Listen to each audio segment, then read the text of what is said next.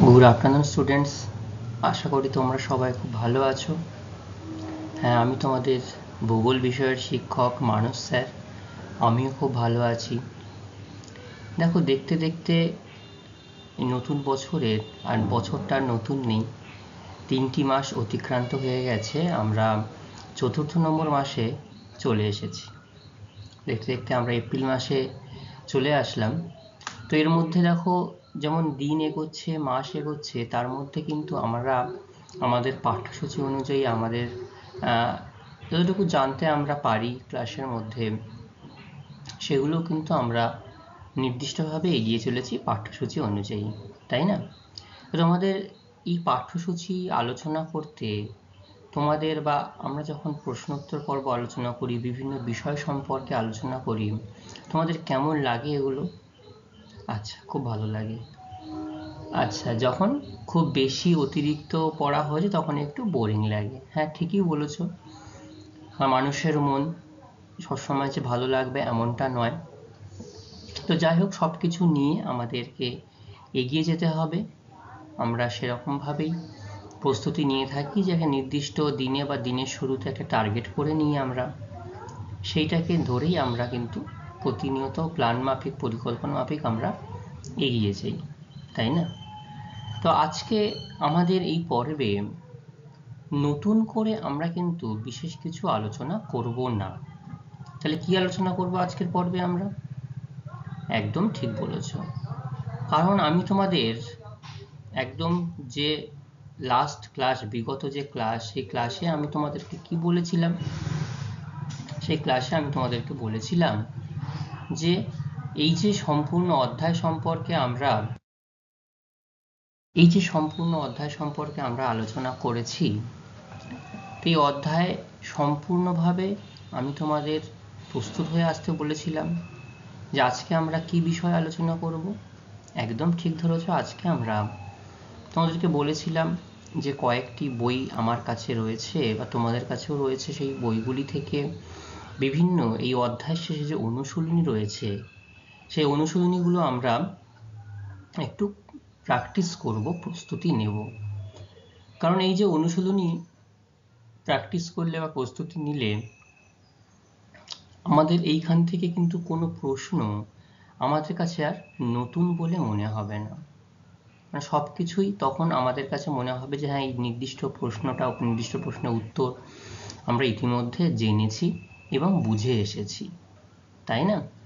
এবং শুধু এই প্রশ্নগুলো পড়লে যে বা বুঝলে তোমাদের আরও কি সুবিধা হবে পরীক্ষার সময়, এইগুলো যদি নির্দিষ্ট একটা জায়গায় তোমরা নথিবদ্ধ করে রাখতে পারো খাতায়, তোমরা এই পুরো অধ্যায় পড়ার পরে এই প্রশ্ন উত্তর পর্ব যদি রিডিং দাও, তাহলে কিন্তু তোমাদের এই অধ্যায় থেকে সম্পূর্ণ প্রশ্ন উত্তর জানা হয়ে যাবে, তাই না? এটা তোমাদের একটা বড় অ্যাডভান্টেজ থাকবে।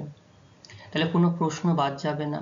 আর তোমরা জানো, তোমাদের যে প্রশ্ন তোমাদের জন্য তৈরি করা হয় মধ্যশিক্ষা পর্ষদের নিয়ম অনুযায়ী, সেখানে দেখবে তোমাদের শর্ট প্রশ্নের ধরন বা শর্ট প্রশ্নের নাম্বার কিন্তু বেশ অনেকটাই থাকে। তো সেখান থেকে আমরা খুব সহজেই টোটাল নাম্বারটাকে কিন্তু আমরা অনেকটাই ক্যারি করে এগিয়ে যেতে পারি, তাই না? তো সেই জন্য আজ আমরা এই অধ্যায়ের প্রশ্নোত্তর পর্ব আলোচনা করব। আমি একটি করে প্রশ্ন জিজ্ঞাসা করব, তোমরা যারা যারা পারবে রেসপন্স করবে। আমি প্রত্যেককে সুযোগ দেব নির্দিষ্ট উত্তর বলার, ঠিক আছে? সবাই একসঙ্গে চিৎকার চেঁচামেচি করবে না, যাতে আমরা সহজে সবার উত্তরটা নিতে পারি, সবাইকে বলার সুযোগ দিতে পারি, ঠিক আছে? তাহলে আমরা কি বিষয় সম্পর্কে আলোচনা করছিলাম? ভূগোল বিষয়। ভূগোল বিষয় যে ষষ্ঠ অধ্যায় রয়েছে, ষষ্ঠ অধ্যায়ের দুর্যোগ ও বিপর্যয়, এই যে অধ্যায়, আজকে এর প্রশ্নোত্তর পর্ব আমরা আলোচনা করব, ঠিক আছে? তো আশা করি তোমাদের কাছে এটা খুব ইন্টারেস্টিং বিষয় হবে। দেখি কে কতগুলো উত্তর দিতে পারে, কারা সব থেকে বেশি উত্তর দিতে পারে, ঠিক আছে? আচ্ছা, আর প্রত্যেককে বলবো প্রত্যেকটি প্রশ্ন তোমরা শোনো, সঙ্গে সঙ্গে খাতায় নোট ডাউন করো, আর তার সাথে সাথে সঠিক উত্তরটাও লিখে নাও, যাতে তোমাদের পরবর্তীকালে একই সাথে পড়তে বুঝতে আর কোনো অসুবিধা না থাকে, তাই না? আচ্ছা, তাহলে আমরা প্রথমেই যেটা আমরা আলোচনা করে থাকি সেটা হচ্ছে এমসিকিউ টাইপ প্রশ্ন। কি সেটা? যে মাল্টিপল চয়েস কোশ্চেন, এই মাল্টিপল চয়েস কোশ্চেনে কি করা থাকে বলো তো? একদম ঠিক, 4টে অপশান থাকে মূলত। এই 4টি অপশান থেকে যেটা সঠিক উত্তর হবে, যে উত্তরটি সঠিক হবে সেই উত্তরটাকে বেছে নিয়ে আমাদের সঠিক উত্তরকে নির্বাচিত করতে হবে, তাই না? আচ্ছা, তাহলে তোমরা সবাই একটু ভালো করে মন দিয়ে আগে প্রশ্ন শুনবে, প্রথমেই বলার চেষ্টা করবে না, আগে প্রশ্নটা ভালো করে শুনবে, বুঝবে। প্রশ্ন বুঝতে না পারলে আমাকে আবার জিজ্ঞাসা করবে, আমি আবার তোমাদেরকে বলবো, ঠিক আছে? তাহলে আমরা আজকের প্রথম প্রশ্ন যেটা বলবো সেটা হচ্ছে, এই যে কয়েকগুলো অপশন দেওয়া রয়েছে এর মধ্যে বলা হচ্ছে এর মধ্যে কোনটি প্রাকৃতিক বিপর্যয় নয়। তার মানে দেখো, অপশনগুলোকে আমাদের ভালোভাবে দেখতে হবে। হ্যাঁ, এর মধ্যে কোনটি প্রাকৃতিক বিপর্যয় নয়। তাহলে অনেকগুলো অপশন এখানে দেওয়া রয়েছে। ঘূর্ণিঝড়, আচ্ছা বলতো ঘূর্ণিঝড় কি ধরনের বিপর্যয়? বায়ুমণ্ডলীয় প্রাকৃতিক বিপর্যয়, তাই না? বায়ুমণ্ডলের বিভিন্ন কারণে এই ঘূর্ণিঝড় হয়ে থাকে, তাহলে এটা কি গেল? প্রাকৃতিক। আচ্ছা, এবং শুধু প্রাকৃতিক নয়, বিপর্যয়ের কথাও বলা হচ্ছে। তাহলে ঘূর্ণিঝড় কি আমাদের এই পরিবেশে বিপর্যয় ডেকে আনে? বিপর্যয় ডেকে আনে। সুনামি, সুনামি মারাত্মক একটা বিপর্যয় ডেকে আনে, যেটা কি সামুদ্রিক জলোচ্ছ্বাস বা সামুদ্রিক ঢেউ যেটাকে আমরা বলে থাকি, তাই তো? সুনামি। ভূমিকম্প, এটা আরো অতি ধ্বংসাত্মক একটা প্রাকৃতিক বিপর্যয়। তোমরা এক সপ্তাহ আগেই দেখেছো, এখন এক সপ্তাহ পূরণ হয়নি, শুক্রবারেই হয়েছে, বৃহস্পতিবার শুক্রবারে মায়ানমারে বিধ্বংসী ভূমিকম্প হয়েছে। এর ফলে দক্ষিণ পূর্ব এশিয়ায় সাংঘাতিকভাবে বিপর্যস্ত হয়ে গেছে। প্রচুর মানুষ, এখনো পর্যন্ত আমি লাস্ট নিউজ পেপার দেখেছি, প্রায় 2000 থেকে 2200 জন মানুষের মৃতদেহ পাওয়া গেছে। এখন কতজন মানুষ নিখোঁজ হয়ে গেছে এখনো তার সঠিক পরিসংখ্যান কারোর কাছেই পাওয়া যায়নি। তাহলে ঘূর্ণিঝড় কি করে? বিপর্যয় ডেকে আনে। সুনামি বিপর্যয় ডেকে আনে। ভূমিকম্প বিপর্যয় ডেকে আনে। মৃত্তিকা ক্ষয়, হ্যাঁ ঠিক বলেছো, মৃত্তিকা ক্ষয় দেখো এটাও কিন্তু একটা প্রাকৃতিক অংশ, কিন্তু বিপর্যয় নয়। কারণ কোথাও যদি অতিরিক্ত পরিমাণ বৃষ্টিপাত হয়, কোথাও যদি বন্যার জল প্রবেশ করে, বা কোথাও যদি খরা হয়, সেখানে মৃত্তিকা ক্ষয় হতে পারে, তবে এটা বিপর্যয় হিসাবে আমরা দেখব না, বিপর্যয় হিসেবে লক্ষ্য করা যায় না। তাহলে সঠিক উত্তর কি হলো? মৃত্তিকা ক্ষয় হচ্ছে প্রাকৃতিক বিপর্যয় নয়। আচ্ছা, বিপর্যয়ের প্রভাব পড়ে বলছে কম, খুব কম, বেশি, খুব বেশি। তাহলে বিপর্যয় যেটা পড়ে, সেই বিপর্যয়ের প্রভাব কেমন পড়ে? প্রথমত দুর্যোগ হয়। তারপরে বিপর্যয় আমরা কখন বলছি?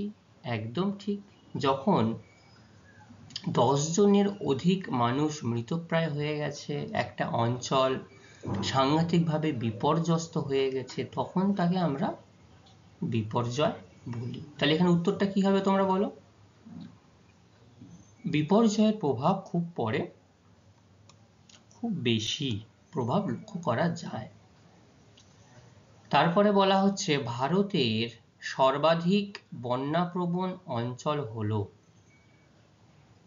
অসম, মেঘালয়, মহারাষ্ট্র, কেরল। তাহলে ভারত, প্রত্যেকটি অপশন ভারতের নির্দিষ্ট রাজ্যের কথা বলা হয়েছে। সর্বাধিক বন্যাপ্রবণ অঞ্চল, যে বলছে এই অঞ্চলে বেশিরভাগ বন্যা যদি হয় তাহলে এই অঞ্চলে সংগঠিত হয় ভারতবর্ষে। অসমে কোন নদী রয়েছে সেটা আগে মাথায় আনতে হবে। অসমে ব্রহ্মপুত্র নদ রয়েছে। তো অসমে ব্রহ্মপুত্র নদের জন্য কিন্তু প্রায়শই বন্যা হতে দেখা যায়।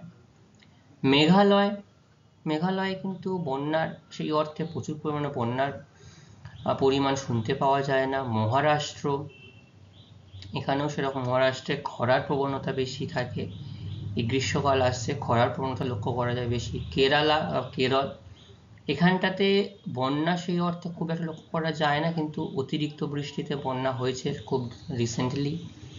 আবার যেটা ভূমিধসের কারণে বিপর্যস্ত হয়ে পড়েছিল। কিন্তু এখানকার মধ্যে সঠিক উত্তর সেটা কি হবে? অসম। ব্রহ্মপুত্র উপত্যকার জন্য অসমে বন্যার পরিমাণ অনেক বেশি। ঠিক আছে? আচ্ছা, এবার বলছে সুন্দরবন অঞ্চলে প্রায়শই বন্যার প্রধান কারণ। সুন্দরবন অঞ্চলেই তোমরা মাঝে মধ্যেই বিভিন্ন আত্মীয় পরিজনদের মাধ্যমে, বন্ধু বান্ধবের মাধ্যমে বা খবরের সংবাদের মাধ্যমে তোমরা শুনে থাকবে সুন্দরবন অঞ্চলে নির্দিষ্ট অঞ্চল বাঁধ ভেঙে জল ঢুকে গেছে, বন্যা হয়েছে। সেটা কেন হয়? প্রবল বৃষ্টি, অতিরিক্ত বৃষ্টিপাতের জন্য, নদীতে জল প্রবাহ হওয়ার জন্য, বরফ গলনের জন্য, বা ভরা কটালের জন্য। কোনটা হবে বলো? একদম ঠিক বলেছো, ভরা কোটাল। ভরা কোটালের জন্যই সুন্দরবন অঞ্চলে কিন্তু বন্যার প্রবণতা বেশি লক্ষ্য করা যায়। কারণ প্রবল বৃষ্টি হতে পারে, প্রবল বৃষ্টি হলেও জলের প্রবণতা বৃদ্ধি পায়। এর জন্য যে বন্যা হয় না তা নয়, এর জন্য বন্যা হতে দেখা যায়, তবে সেটা শতকরা হিসাবে কম। নদীতে জলপ্রবাহ সবসময় লক্ষ্য করা যায়, বাঁধ আছে।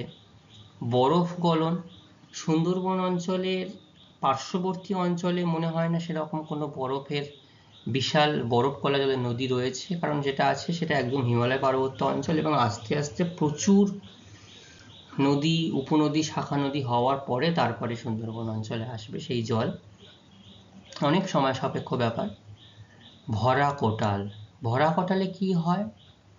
ভরা কোটালে চাঁদের আকর্ষণে, যখন চাঁদ এবং সূর্যের আকর্ষণে যখন পৃথিবীতে জলের স্ফীতি ঘটে, তখন জল অনেকটা বেড়ে যায়। ঠিক আছে? মরা কোটালে নর্মাল যে জল হয় তার থেকেও জলের পরিমাণটা বেড়ে যায় অমাবস্যা পূর্ণিমা তিথিতে। তখন এই ভরা কোটালে জলের পরিমাণ বেড়ে গেলে যে নদীর বাঁধ রয়েছে সেগুলো ছাপিয়ে অনেক সময় বন্যা দেখা দেয়। বোঝা গেল? কোন দুর্যোগ ও বিপর্যয়ের জন্য কালাহান্ডি অঞ্চলকে আমরা জানি? তাহলে কালাহান্ডি অঞ্চলটা কোথায় তোমরা কি জানো? একদম ঠিক, এই কালাহান্ডি অঞ্চল হচ্ছে উড়িষ্যা রাজ্যে লক্ষ্য করা যায়, মানে আছে। তো উড়িষ্যা রাজ্যের কালাহান্ডি, এটা খুব বিখ্যাত একটা অঞ্চল হিসাবে আমাদের সামনে পরিচিত হয়েছিল। সেটা খুব একটা ভালো কারণের জন্য নয়। সেটা কিসের জন্য হয়েছিল জানো? একদম ঠিক বলেছো, খরার জন্য। এত অতিরিক্ত জল সংকট দেখা গেছিল, সেখানকার অধিবাসী তথা যেটা পশু রয়েছে, গবাদি পশু থেকে শুরু করে বন্য পশু, প্রচণ্ড জল সংকটের মধ্যে পড়ে গেছিল, পরিবেশ বিপর্যস্ত হয়ে পড়েছিল। তো সেটা ভারতবর্ষের ইতিহাসে খরাজনিত একটা অন্যতম বিপর্যয় হিসাবে চিহ্নিত হয়ে রয়েছে। ঠিক আছে? যে বন্যা খুব একটা উড়িষ্যার কালাহান্ডিতে বন্যা হয় না, খরা হয়, দাবানল বা ভূমিকম্প এর প্রভাব এই অঞ্চলে অন্তত খুবই কম। ঠিক আছে? আচ্ছা, এবার আমরা পরবর্তী প্রশ্নের দিকে যাব। তাহলে প্রথম যে 5টি আমরা প্রশ্ন আলোচনা করলাম, তোমরা সবাই বুঝতে পেরেছো আশা করি। আচ্ছা, খুব ভালো। আমরা সেগুলো জাস্ট প্রশ্নের উত্তরগুলো একটু বলে নিই জাস্ট। এর মধ্যে কোনটি প্রাকৃতিক দুর্যোগ নয়, সেটা কি উত্তর ছিল? মৃত্তিকা ক্ষয়। 2 নম্বরে বিপর্যয়ের প্রভাব খুব বেশি পড়ে, খুব ভালো। 3 নম্বরে কি ছিল? ভারতের সর্বাধিক বন্যাপ্রবণ অঞ্চল কি ছিল? অসম বা আসাম বলতে পারি আমরা। সুন্দরবন অঞ্চলে প্রায়শই বন্যা দেখা দিত কি কারণে? ভরা কোটালের জন্য। আর লাস্ট ছিল উড়িষ্যার কালাহান্ডি অঞ্চল কি কারণে বিখ্যাত? খরা কবলিত এলাকা হওয়ার জন্য বিখ্যাত ছিল। আচ্ছা, খরা যখন বললাম, পরবর্তী প্রশ্ন এসছে যেটা খরা বিপর্যয়ের আকার নেয় যখন বৃষ্টি স্বাভাবিকের তুলনায় -% কমে। মানে ড্যাশ মানে অনেকগুলো শতাংশ দেওয়া হয়েছে, 10%, 25%, 50%, 75%। তাহলে তোমরা কি পড়েছিলে? হ্যাঁ, যখন খরা আমরা কাকে বলি? যখন স্বাভাবিক যে বৃষ্টিপাত হয় তার থেকে কত % বৃষ্টি কম হলে তাহলে তাকে আমরা খরা বলবো। কত বলবো? একদম ঠিক 25% বৃষ্টিপাত যদি কম হয় তখন তাকে আমরা খরা বলবো। ঠিক আছে? আচ্ছা, তাহলে এটা একটা গেল। তারপরে বলা হচ্ছে সাম্প্রতিক উত্তরাখণ্ডের বিপর্যয়ের মূল কারণ। যে বিপর্যয়ের ফলে কি হয়েছিল? উত্তরাখণ্ডের কেদারনাথ সংলগ্ন যে অঞ্চল, সে অঞ্চল একদম ধ্বংসস্তূপে পরিণত হয়েছিল। প্রায় 3-4 হাজার পর্যটক মৃত্যুর সম্মুখীন হয়েছিল। অনেকে দুর্ঘটনা কবলিত অঞ্চলে পড়ে নিখোঁজ হয়ে গেছিল, খুঁজে পাওয়া যায়নি। কিন্তু ধীরে ধীরে সেই অঞ্চল আবার পুনরায় গঠিত হয়েছে, গড়ে উঠেছে। ঠিক আছে? তো এই যে উত্তরাখণ্ডের এই যে বিপর্যয়ের মূল কারণ কি ছিল? ভূমিকম্প ছিল কি? প্রচন্ড পরিমাণ ভূমিকম্পের জন্য কি বিপর্যয় লক্ষ্য করা গেছিল? দাবানলের জন্য হয়েছিল, যেটা নির্দিষ্ট দাবানল হওয়ার জন্য হয়েছিল। সুনামি, এটা যে উত্তরাখণ্ড কি অঞ্চল? পাহাড়ি অঞ্চল, এখানে কি সুনামি লক্ষ্য করা যাবে? আর লাস্ট অপশন হচ্ছে হড়পা বান। তার মানে হড়পা বান কাকে বলে? মেঘ ভাঙা যে বৃষ্টি, সেই বৃষ্টিকেই বলা হয় হড়পা বান। তো হড়পা বানের জন্যই, হড়পা বানের কারণের জন্যই কিন্তু এই সাম্প্রতিক উত্তরাখণ্ডে ব্যাপক বিপর্যয় নেমে এসেছিল। তার অন্যতম কারণ হচ্ছে হড়পা বান। ঠিক আছে, বোঝা গেল? এবার বলা হচ্ছে যে অপশনগুলো দেওয়া হয়েছে এর মধ্যে কোনটি স্থলভাগের ঘূর্ণিঝড়? ভালো করে প্রশ্নটা দেখো, কোনটি স্থলভাগের ঘূর্ণিঝড়? আচ্ছা দেখো, প্রত্যেকটি অঞ্চল টাইফুন, হ্যারিকেন, টর্নেডো, উইলি প্রত্যেকটি কিন্তু ঘূর্ণিঝড়, তাই না? এবং প্রত্যেকটাই তোমার কোনোটা এর মধ্যে কোনোটা সামুদ্রিক ঘূর্ণিঝড়, যেটা সামুদ্রিক ঘূর্ণিঝড় হিসাবে চিহ্নিত, আর একটি ঘূর্ণিঝড় রয়েছে যেটা স্থলভাগের ঘূর্ণিঝড়। আচ্ছা বলো তো, টাইফুন ঘূর্ণিঝড়ের তো সারা বিশ্বব্যাপী বিভিন্ন নামে চিহ্নিত করা হয়, তো টাইফুনকে কোথায় এই নামে ডাকা হয়? টাইফুনকে একদম ঠিক চীন সাগরে এটাকে টাইফুন নামে ডাকা হয়। আচ্ছা, আর হ্যারিকেন কোথায়?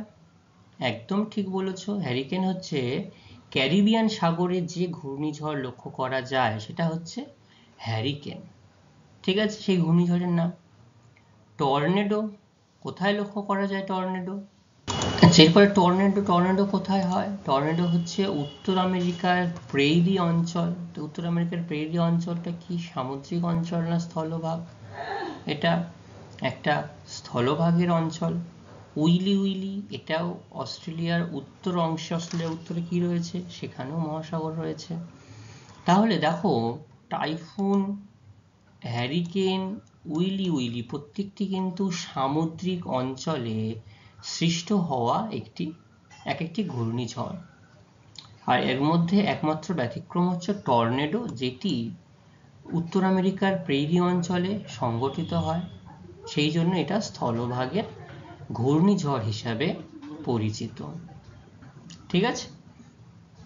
ভারতের কোন অঞ্চলে ভূমিকম্পের প্রভাবে বিপর্যয় প্রায়শই ঘটে? তাহলে আবার কি পড়ো, ভারতের কোন অঞ্চলে, এক নির্দিষ্ট অঞ্চলের নাম জানতে চেয়েছে যেখানে ভূমিকম্পের প্রভাবে প্রায়শই বিপর্যয় লক্ষ্য করা যায়। হিমালয়, গঙ্গা সমভূমি, ডেকান ট্র্যাপ আর দাক্ষিণাত্য মালভূমি। তাই হিমালয় কোথায়? একদম ভারতবর্ষের উত্তর ভাগে, উত্তরে রয়েছে হিমালয়, যা অত্যাধিক ভূমিকম্প প্রবণ একটা এলাকা। গঙ্গা সমভূমিতে কি প্রচুর পরিমাণে ভূমিকম্প লক্ষ্য করা যায়? সেই অর্থে ভূমিকম্প দেখা যায় না। ডেকান ট্র্যাপ, এটা কোথায়? ডেকান ট্র্যাপ হচ্ছে মহারাষ্ট্র দিকে যে অঞ্চল, ডেকান ট্র্যাপ। আর দাক্ষিণাত্য মালভূমি ভারতবর্ষের একদম দক্ষিণে যেটা রয়েছে, দাক্ষিণাত্য মালভূমি। ঠিক আছে। তাহলে এর মধ্যে যেটি ভূমিকম্প বিপর্যয় অঞ্চল, সেটা হচ্ছে এই হিমালয়। ঠিক আছে। এই হিমালয় অঞ্চলে ভারতবর্ষের প্রায়শই ভূমিকম্পের প্রভাবে কিন্তু বিপর্যয় ঘটতে দেখা যায়। বোঝা গেল? আচ্ছা, এরপরে বলা হচ্ছে পার্বত্য অঞ্চলে, অর্থাৎ পর্বত গঠিত অঞ্চলে, পার্বত্য অঞ্চলে দেখবে এই পাহাড়ি অঞ্চলে অনেক সময় হালকা হালকা কাঠের বাড়ি প্রস্তুত করা হয়। এর একটা নির্দিষ্ট কারণ রয়েছে, সেটাই জানতে চেয়েছে যে পার্বত্য অঞ্চলে হালকা কাঠের বাড়ি তৈরির প্রধান কারণটা কি, যে কি নির্দিষ্ট কারণের জন্য এখানে এই হালকা কাঠের বাড়ি প্রস্তুত করা হয়। 1 নম্বর বলা হচ্ছে যে ভূমিকম্পের হাত থেকে বাঁচা। তো ভূমিকম্পের হাত থেকে বাঁচা এটা একটা কিন্তু অন্যতম প্রধান কারণ, কারণ ভূমিকম্প হলে দেখেছো তোমরা বড় বড় যে কংক্রিটের বাড়িঘর কিভাবে দুলছে। তোমরা হয়তো রিসেন্টলি ভূমিকম্পের কয়েকটি ইন্টারনেট হোক বা খবরে হোক অনেকগুলো ছবি দেখেছো, কিভাবে বাড়িঘরগুলো কাঁপছে এবং কয়েকটা বাড়িতে 1 সেকেন্ডের মধ্যে ধূলিসাৎ হয়ে গেছে। আচ্ছা, এটা একটা গেল ভূমিকম্পের হাত থেকে বাঁচা। খরার হাত থেকে বাঁচা। পাহাড়ি অঞ্চলে কি খরা খুব একটা লক্ষ্য করা যায়? যায় না।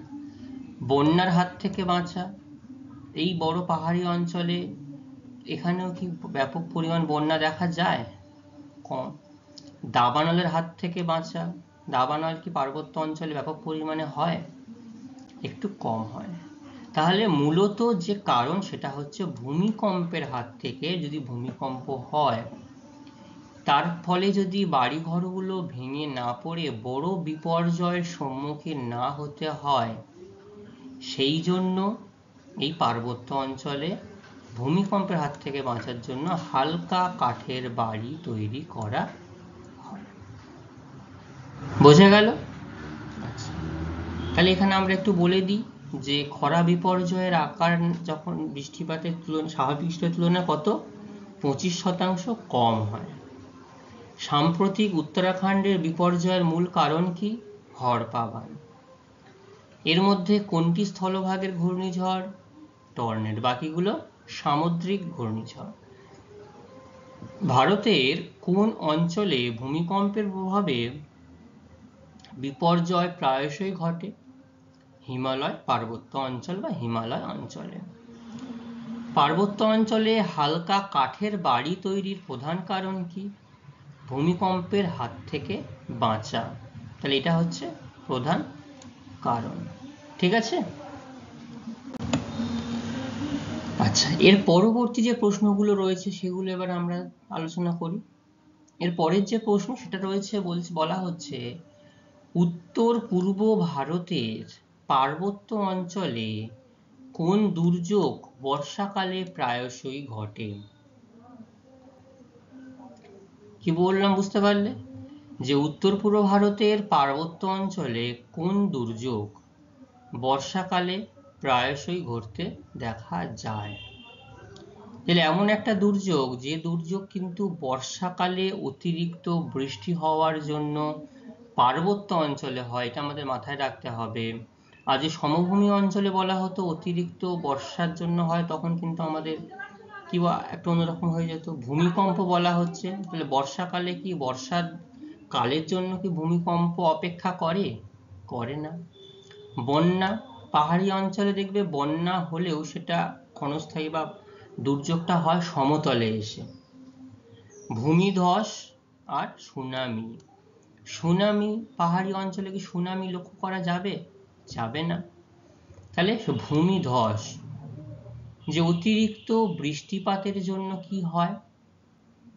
অতিরিক্ত বৃষ্টিপাতের জন্য এই নির্দিষ্ট অঞ্চলগুলোতে যে মাটি রয়েছে, সে মাটির যে সংঘবদ্ধ অবস্থা থাকে সেটা কিন্তু অনেকটা কি হয়, আলগা হয়ে যায়, এবং ভেতরে জল ঢুকে গিয়ে বেশ খানিকটা আলগা হয়ে যায়।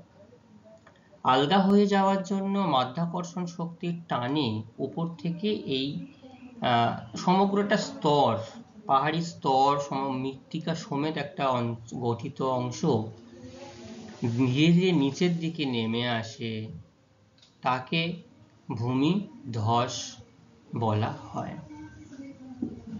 ঠিক আছে? আচ্ছা, এরপরে হচ্ছে, তাহলে সঠিক উত্তর কি হলো? ভূমিধস। উত্তর পূর্ব ভারতের পার্বত্য অঞ্চলে কোন দুর্যোগ বর্ষাকালে প্রায়শই ঘটে? ভূমিধস বর্ষাকালের জন্য হয়। পশ্চিমবঙ্গের নিম্নলিখিত কোন জেলায় বন্যা প্রায়শই হয়? দেখো, প্রায়শই বন্যা হওয়ার কথা বলা হয়েছে, এবং এই বন্যা প্রাকৃতিকভাবে হতে পারে, আবার মানবিক কারণেও হতে পারে। কেন মানবিক কারণ বলা হচ্ছে? একদম ঠিক, যে বিভিন্ন জলাধার গঠন করা হয়ে থাকে, সেই জলাধারের চাপ কমাতে অনেক সময় বাধ্য হয়ে জল ছাড়তে হয়, তার জন্য সেই জলাধারের পার্শ্ববর্তী অঞ্চলে বন্যা হতে দেখা যায়। দেখো, এখানে যে জেলাগুলোর নাম বলা হয়েছে, দার্জিলিং পাহাড়ি অঞ্চল, পুরুলিয়া এটা পশ্চিমবঙ্গের একটা অন্যতম খরা কবলিত অঞ্চল, বাঁকুড়া এটা দ্বিতীয় খরা কবলিত একটা অঞ্চল, আর রয়েছে বর্ধমান। এই বর্ধমানে যে দুর্গাপুর ব্যারেজ রয়েছে ডিভিসির আন্ডারে, অর্থাৎ দামোদর ভ্যালি কর্পোরেশনের আন্ডারে। তো এখান থেকে যদি ওপরের দিক থেকে জল ছাড়া হয়, ওপরের বিভিন্ন ব্যারেজ থেকে, তখন জলের চাপ এসে পড়ে এই ডিভিসিতে, দুর্গাপুর ব্যারেজে এসে, তখন বাধ্য হয়ে জল ছাড়লে এই বর্ধমান অঞ্চল বন্যা দেখা যায়। কিন্তু তোমরা যদি হঠাৎ করে প্রশ্ন দেখো পশ্চিমবঙ্গের নিম্নলিখিত কোন জেলায় বন্যা হয়, প্রথমে আমাদের মাথায় আসবে কি বলতো? কি বলতে পারে দেখি? একদম ঠিক বল, দক্ষিণ 24 পরগনা, কারণ এটা একটা অন্যতম খরা কবলিত অঞ্চল, বন্যা কবলিত অঞ্চল। তো এই বন্যাটা এখানে যেহেতু দক্ষিণ 24 পরগনা নেই, সেই জন্য সঠিক উত্তর এখানে বর্ধমান। নিম্নলিখিত কোন দেশটিতে প্রায়শই দাবানল সৃষ্টি হয়? দাবানলের দেশ কাকে বলা হয়? তোমাদেরকে বলেছিলাম আমি, কি বলতো? অস্ট্রেলিয়া। Very good. তাহলে এখানে সঠিক উত্তর কি হবে? অস্ট্রেলিয়া হবে, যে এই দেশটিতে প্রায়শই দাবানল সৃষ্টি হতে দেখা যায়, কারণ এখানে অতিরিক্ত প্রচুর পরিমাণে প্রাকৃতিক সম্পদ রয়েছে।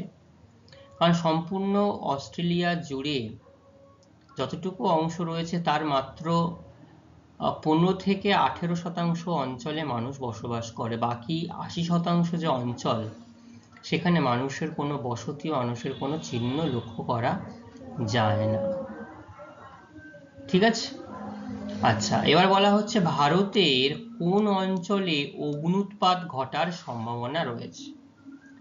তাহলে বলা হয়েছে অগ্ন্যুৎপাত ঘটতে পারে এমন একটি অঞ্চলের নাম বলতে হবে। তার মানে মাথায় আনতে হবে যে ভারতের কোথায় আগ্নেয়গিরি রয়েছে। ভারতের আগ্নেয়গিরি কোথায় রয়েছে তোমরা বলো তো? একদম ঠিক, ভারতের আগ্নেয়গিরি কিন্তু লক্ষ্য করা যায় আন্দামান ও নিকোবর দ্বীপপুঞ্জে। ভারতের এই আগ্নেয়গিরি লক্ষ্য করা যায়। তাহলে এই হিমালয়, এটা তো একটা ভূমিকম্পপ্রবণ অঞ্চল, গঙ্গা সমভূমি, সমভূমি মানে একটা বন্যা কবলিত অঞ্চল বলতে পারি আমরা, ডেকান ট্রাপ মহারাষ্ট্রে। এখানে সেই অর্থে আগ্নেয়গিরি খুব বেশি লক্ষ্য করা যায় না। তারপর হচ্ছে আন্দামান ও নিকোবর, এখানে কিন্তু ব্যারেন ও নারকোন্ডাম নামে দুটি আগ্নেয়গিরি লক্ষ্য করা যায়, যেটি সুপ্ত আগ্নেয়গিরি রয়েছে, কিন্তু আগামী ভবিষ্যতে কিন্তু এখান থেকে অগ্ন্যুৎপাত ঘটার সম্ভাবনা রয়েছে, বা মাঝে মধ্যে এখানে অগ্ন্যুৎপাত হতে দেখা যায়। তাহলে কি নাম বললাম? ব্যারেন ও নারকোন্ডাম, তোমরা শুনেছ বা পড়েওছো। তাহলে ব্যারেন ও নারকোন্ডাম অঞ্চলে অগ্ন্যুৎপাত ঘটার সম্ভাবনা রয়েছে। এটা কোথায়? আন্দামান ও নিকোবর দ্বীপপুঞ্জে রয়েছে। এরপরে, এর মধ্যে কোন বিপর্যয়ে অতি অল্প সময়ে প্রচুর মানুষের মৃত্যু ঘটে? এমন একটা বিপর্যয়ের নাম বলতে হবে যেটি অল্প সময়ে একটা ভয়াবহ বিপর্যয় ডেকে আনে, যে বিপর্যয়ে প্রচুর মানুষের মৃত্যু ঘটে। দাবানল। দাবানল হয় কোথায়? বন অঞ্চলে, জঙ্গলে, যেখানে মানুষ ক্ষতিগ্রস্ত হয় কিন্তু তার পরিমাণ বা শতাংশ খুবই কম। খরা। খরাতে মানুষ জল সংকটের শিকার হয় ঠিকই, কিন্তু মানুষের মৃত্যু হয়, কিন্তু সেটা বিপর্যয় হিসাবে, সাংঘাতিক বিপর্যয় হিসাবে যায় না বলা। শিলাবৃষ্টি। শিলাবৃষ্টি পরিবেশগত বিপর্যয় ডেকে আনে ঠিকই, কিন্তু মানুষের প্রাণহানির খবর খুবই কম পাওয়া যায়। লাস্ট বলা হচ্ছে ভূমিকম্প। ভূমিকম্পে যে আমরা যদি কোনো ফ্ল্যাট দেখি সম্পূর্ণ ধূলিসাৎ হয়ে যায়, তাহলে সেই বড় বড় বিল্ডিং এর মধ্যে যে মানুষগুলো থাকবে তাদের কিন্তু কাউকে আমরা মানে খুব কম জীবিত অবস্থায় ফিরিয়ে আনার সম্ভাবনা খুবই কম। এবং তাও যদি সেখানে খুব দ্রুত এবং দ্রুতভাবে উদ্ধার কাজ শুরু করা যায়, তবেই সেটা আমরা রক্ষা করতে বা আনতে পারবো। ঠিক আছে? আচ্ছা, এটা একটা গেল। তাহলে এখানে যে 5টি প্রশ্ন তোমরা আলোচনা করলে সবাই বুঝতে পারলে? ওকে। আচ্ছা, এবার দেখো আবার অনেকগুলো প্রশ্ন উত্তর আমরা এখানে আলোচনা করব, যেগুলো অনেকগুলোই কমন আসবে, মানে আমরা ইতিমধ্যে সেগুলো আলোচনা করেছি, কারণ এটা আরো একটা অনুশীলনী থেকে এই প্রশ্ন উত্তরগুলো আমি তোমাদের জন্য জোগাড় করেছি।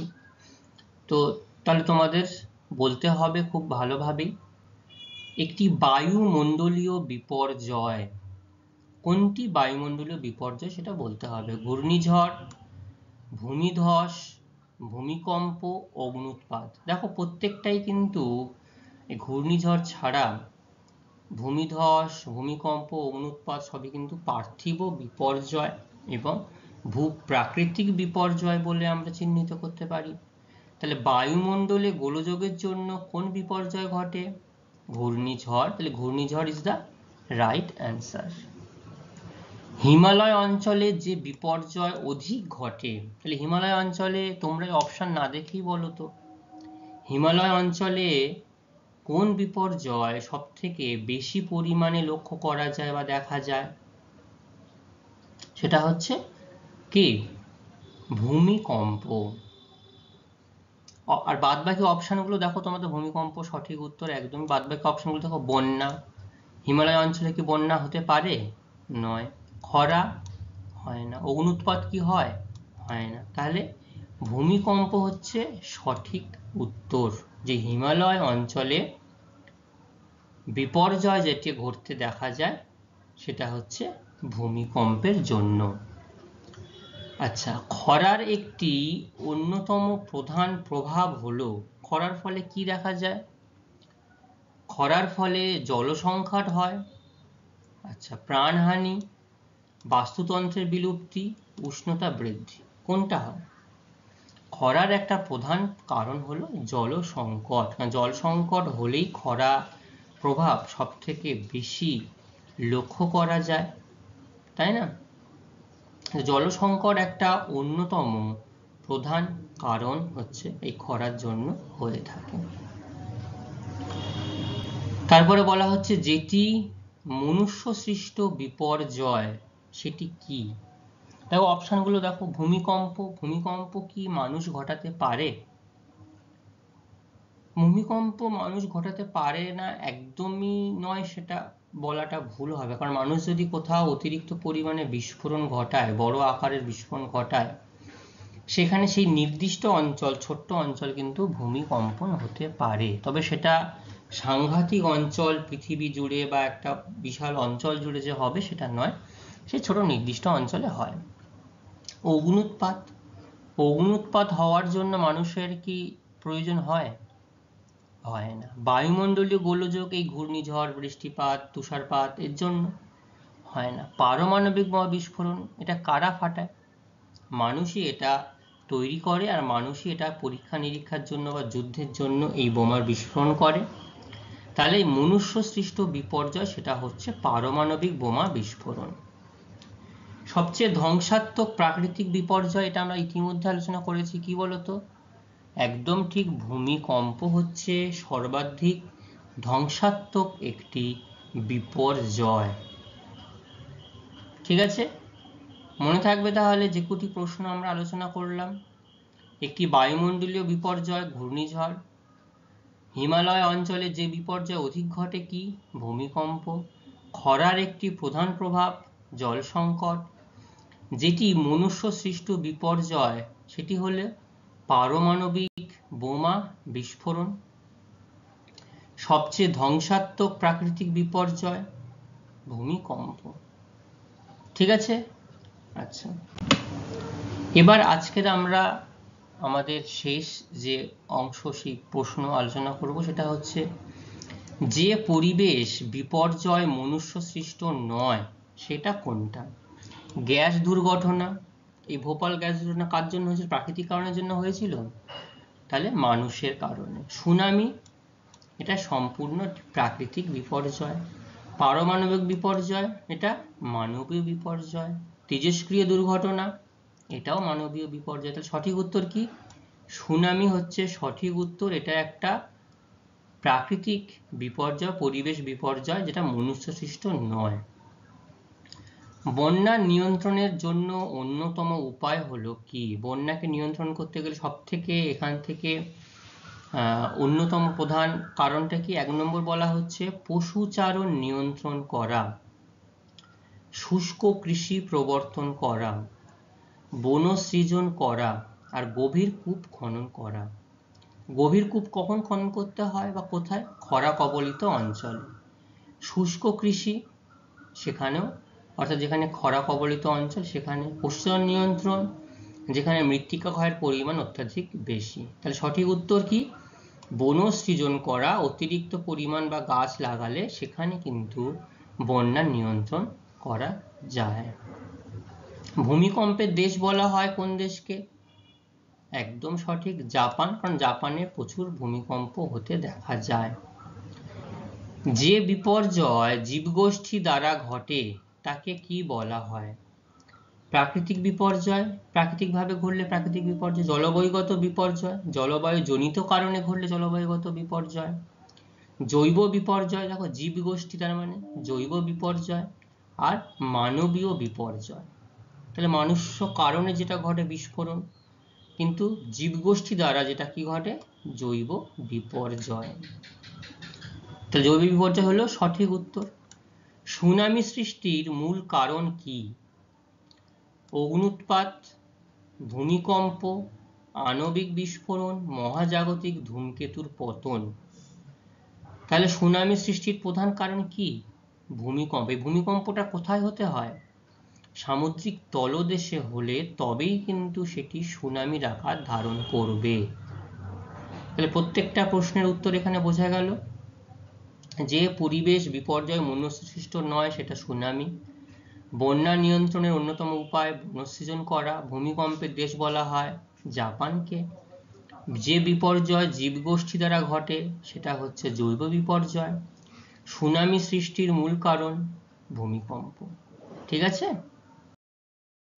আচ্ছা, আমরা এতক্ষণে অনেকগুলো প্রশ্নের উত্তর কিন্তু ইতিমধ্যে আলোচনা করেছি।